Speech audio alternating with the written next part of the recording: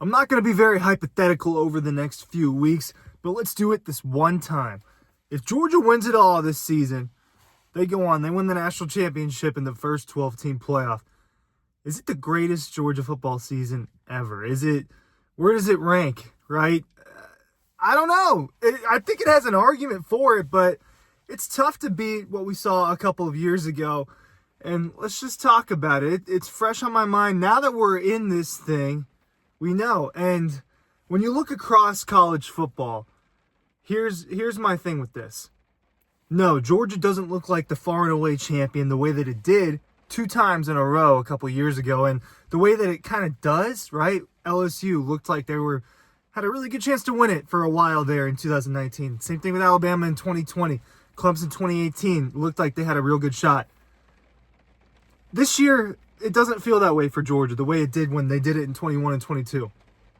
But it doesn't really feel that way for really any team. Oregon, to me, is the only one that you could say that about. But even then, there have been some struggles for Oregon, and there have been some moments for Oregon where you're like, okay, well, it's not perfect. They are the favorite to win it all at this point, though. If Georgia pulls this thing off, would it be the best? So let's compare, let's discuss. It's a hypothetical. Ryan Curley from Dawg Post talking about national championships for the Georgia Bulldogs. Link is below for the Dawg Post newsletter.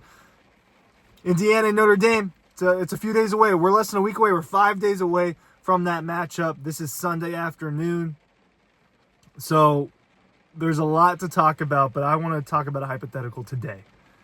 The 2021 season and the 2022 season were special, right? I'm looking at the 1980 season where Georgia goes on and wins the whole thing. They go 12-0 and they beat Notre Dame. That was obviously special. It was also a long time ago and I wasn't alive, so I'm not going to talk about that in detail. But you do have to acknowledge that they went on to beat everybody. You have to acknowledge that they won the national championship in the Sugar Bowl, by the way, a place that they're going to be playing in this week or this month. In 21, they beat everybody they played. When you consider the fact that they beat Alabama and then went on to lose to Alabama. So they ended up beating every single team that it played. Starting off with Clemson, you win that neutral site game against a top 5 ranked team. That was obviously huge. They won 3 ranked matchups in a row in the middle of the season between Arkansas, Auburn, and Kentucky, and they dominated in those games. 37-0, right? 34-10, 30-13. What else made the 2021 season great? It made it a special season because they won the national championship. It made it a special season because of the story with Stetson Bennett and all of the drama that went on with the backup quarterback, and that's why I'm discussing the hypothetical with this season. You had JT Daniels and the Stetson drama. You had Jordan Davis and the story there. He was a celebrity, and you see at that Charleston Southern game, they found a way to make a game against a cupcake team a special game with Jordan Davis afterwards leading the marching band. Destroyed Michigan in the Orange Bowl, and then against Alabama, they beat the team that it was challenged to beat and couldn't beat. They just couldn't beat them.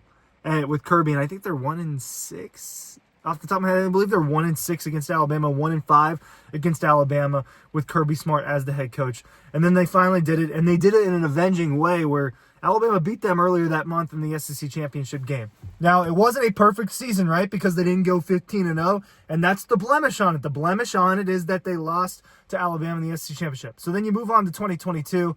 They crush Oregon in that ranked matchup. Struggle a little bit, but they're still crushing teams. 33-0, 48-7, 39-22 against Kent State, and that 26-22 game against Missouri up in Columbia, Missouri is the one where it's like, oh man, okay, that didn't look as great as it should have been. But they beat a number 1 ranked team in Tennessee, beat LSU. They put up 50 points in the SEC championship. They beat Ohio State in that very special New Year's Eve game in the Peach Bowl where they won 42-41. It was special, and they destroy TCU and break a record and win 65-7 in the national championship. And Stetson Bennett, after everything that happened, ends up being a Heisman Trophy finalist. There were a ton of things that made the 2022 season special, and on top of that, it also made the Georgia Bulldogs back-to-back national champions. This was a special season. It had shutouts. It had blowouts. It had Heisman finalists. It had All-Americans. It had drama with the Ohio State game, and it was a perfect season. They went back-to-back. Some people look at the 2022 season as more special than 21. Well, Now we're getting hypothetical with it. If Georgia wins this 2024 thing, would it be more special? They've got 2 losses. They lost at Alabama and they lost at Ole Miss. And that's what, no matter what ends up happening, that is going to be one of the crutches of this football season, is that they lost 2 games to teams. Now, they weren't bad teams. They were on the road.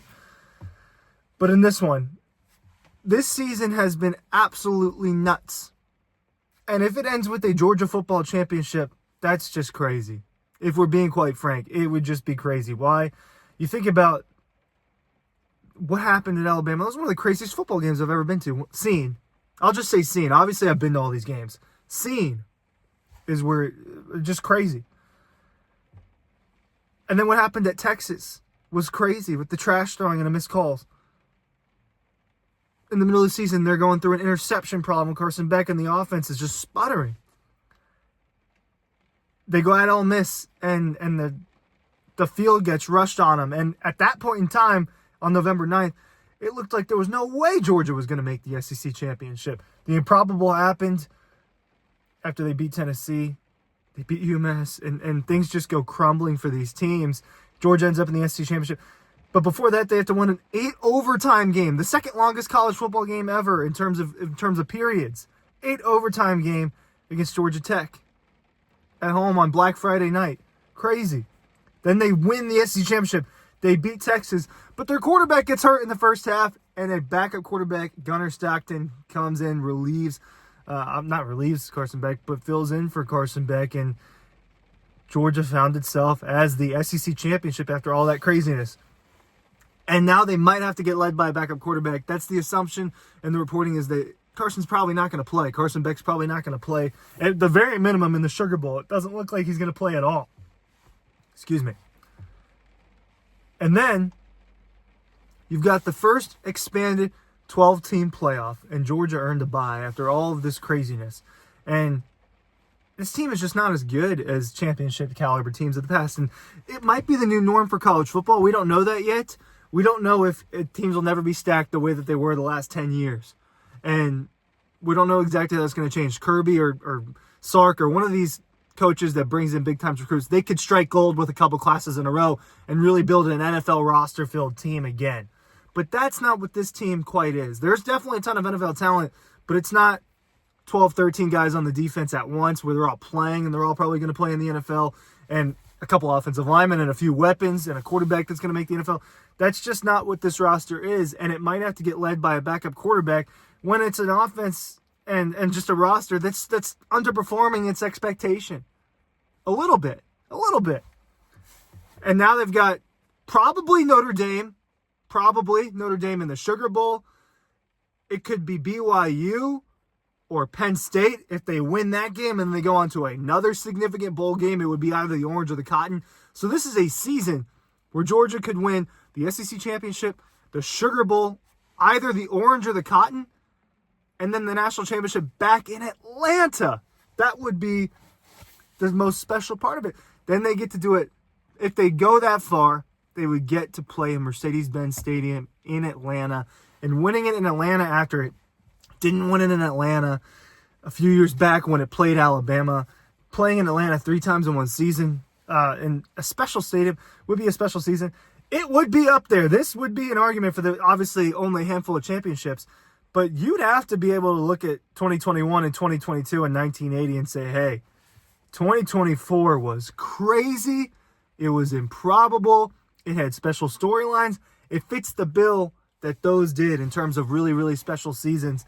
And it would have an argument. Now, every Georgia fan and every person covering the team, everybody's going to feel differently about which one was it. And we all experienced it in our own ways. It'll be hard for me to ever beat what happened in 2021, right? And that's just kind of how the way I view things. But 2022 was awesome. This 2024 season could just be straight up improbable, and they might be able to pull this thing off. So, would it be more special is my question to you. Please answer it down below, and thanks for watching. Ooh.